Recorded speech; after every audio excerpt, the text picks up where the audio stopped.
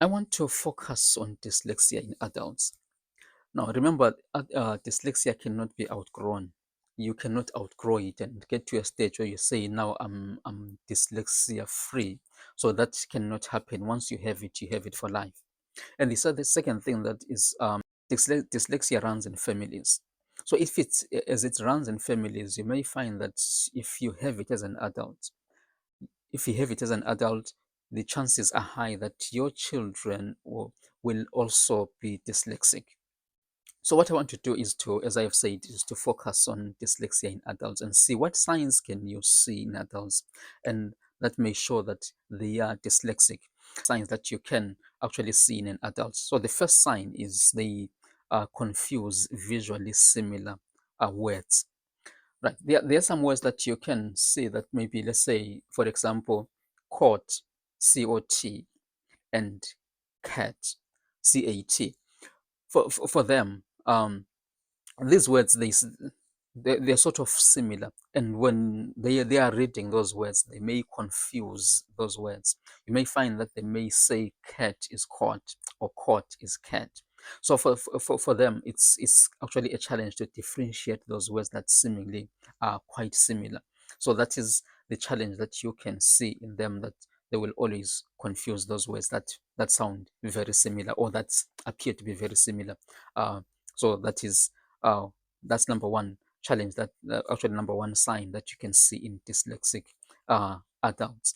Then the second thing is their spelling is erratic. So they've got this challenge of not having to store in their brain the correct spellings of some words, or of words. Every time they want to write down a word, they have to think about, okay, how do I write down this word? In a passage, you may find that maybe one word is spelled differently.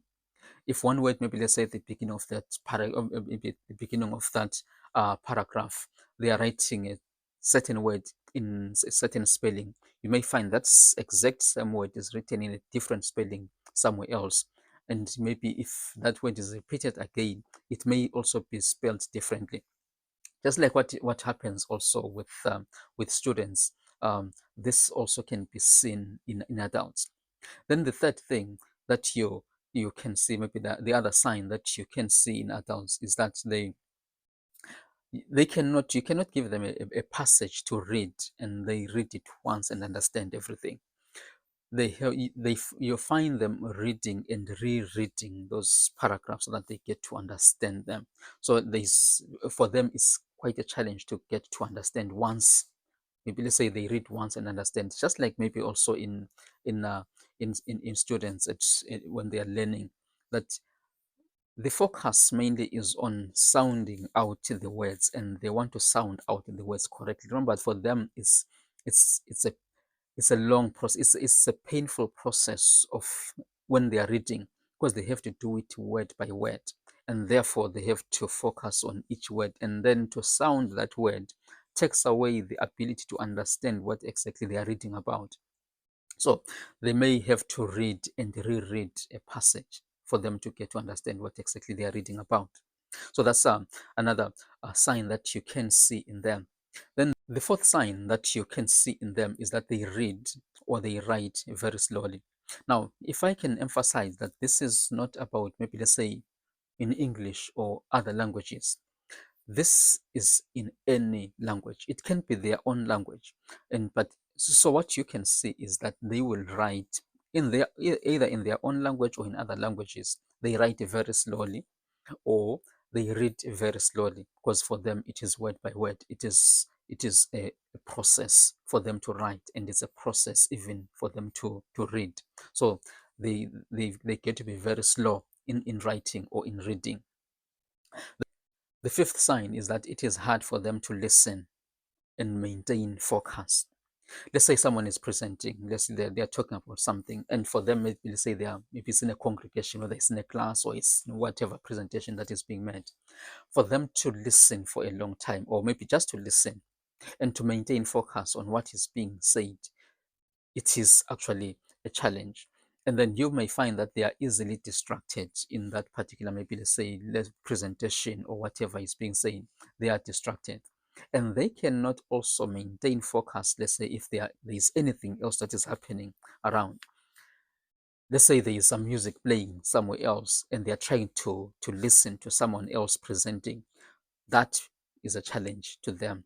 They cannot maintain focus on what they need to listen to if there are distractions around them. So for them to learn, if even um, for school going students, it's difficult for them to learn if there are sounds, maybe let's say that distract them in their learning. So that's the same also with adults. If there is anything, there are sounds around them, they're trying to maintain focus, and then there's something distracting them, that becomes a challenge for them. They cannot manage to maintain focus, or they cannot manage to be in a good state of mind to listen to what is being said when there are distractions that are happening around them. If they are listening to a presentation, let it be that presentation and nothing else around them. So then the next challenge, or as a result of that, they get to, maybe let's say with all those distractions and everything that happens, and then not trying to maintain focus and finding it difficult, they get to switch off. So if they get to have that mental overload, you may find that they just switch off. They just blank out. You're talking to someone, maybe let's say even in a conversation with someone, and they get to have that mental overload. You look at them, you check, are we still together here? You may find that they have blanked out. They're not part of that conversation anymore, or they have switched off. It's because they have got to a point where they've had that mental overload and they cannot take in anything anymore. So they just switch off. So that's another sign that you can see maybe in an adult. Then the next sign is that they get confused when given several instructions at once. You may find that if you give them instructions, let's say um, even in directions, you tell them you turn left, because remember, they have a problem with directions. They cannot differentiate properly between their right and their left. They get confused with that. And then now if you give them, let's say, a series of directions, they don't get to understand it. And so if you give them several instructions at once, that to them is hard to take in. You have to break it down for them so that they can understand exactly what you want. Even for students in learning, you cannot give them several instructions at once and they get to understand it. If they're dyslexic, you have to break it down for them, give them one by one, and then if they get to accomplish the first one, then you can give them the second one. So the same happens with adults. They cannot manage to get several instructions at once and get to understand what exactly they need to do. So that's another thing you can check. That's another sign you can see in an adult who is dyslexic, especially when it comes to several directions given at once. Then the next sign is they find it hard to organize their thoughts on paper. Just like students in learning, what you can see is that in a discussion with them, they can give you some excellent ideas. You ask them to put down those ideas on paper, just to write them down. That becomes quite hard. So for adults, it also happens the same way.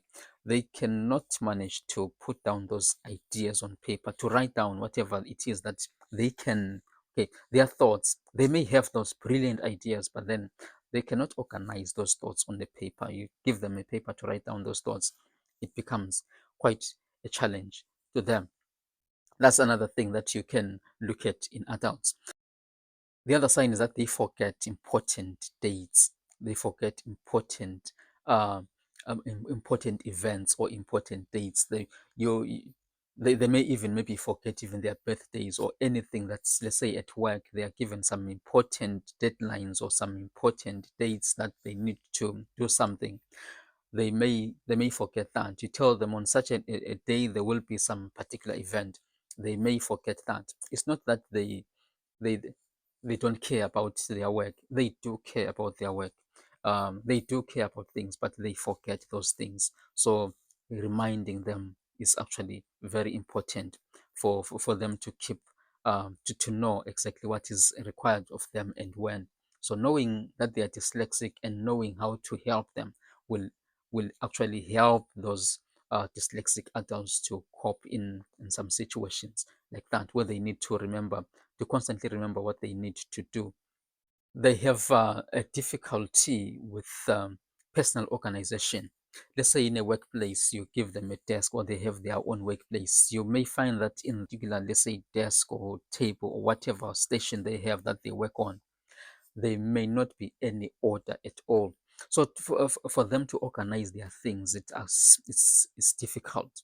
Get to their table, you find that there's everything everywhere. So everything's just mixed up. And even if you ask them, can you give me this particular thing from your table, they may find it hard to get that thing because if everything is just mixed up. So their desk is or their table is all mixed up. Everything's just mixed up, and so it's difficult for them to actually get organized. And then the last sign I want to look at is that you may find that you give them a task thinking that it's difficult, and then they easily do that task. Okay, they've done it very well. Then give them a task you think is very easy. You get confused because they may not be able to do that easy task, which is the same also with students when they are in learning. You give them, let's say, a very difficult question you think is difficult, they easily do that. But then you say, can you add these numbers? For them, they can, especially if you look at the math side, they can work with hard formulas or very difficult formulas. They can work with that. But then give them something to add up, give them some numbers to add up. You may find that they need a calculator for that. So it's not that they are lazy to do those things, but they find it very hard to do those tasks that maybe seemingly are very easy. But then those tasks that are very difficult, you may find that they easily do them. Then you ask yourself, what has happened here? They they have those things, those challenges. It's not that they are careless with their work. It's not that they are they just want to be funny or anything, but it's in them. So these are some of the signs that you can see in adults, and then there have to be some intervention strategies. But this is not to check whoever is around you and think, oh, this person is dyslexic, or you look at yourself and think, maybe I'm dyslexic. Some tests will need to be carried out to confirm if you are dyslexic or not, because there are tests that can be taken even by adults, and you may find that. They get to be so stressed, especially if they do not know, if the adults don't know if they are dyslexic, they get to be so stressed. But once they get to know that, okay, this is my condition, things get to be a bit easy for them because they then understand their condition. So some of the things that you need to look at. So that's the signs that you can see in an adult who is dyslexic. Remember, if the adult is dyslexic or if a parent is dyslexic, chances are high that their children are also dyslexic because this runs in families.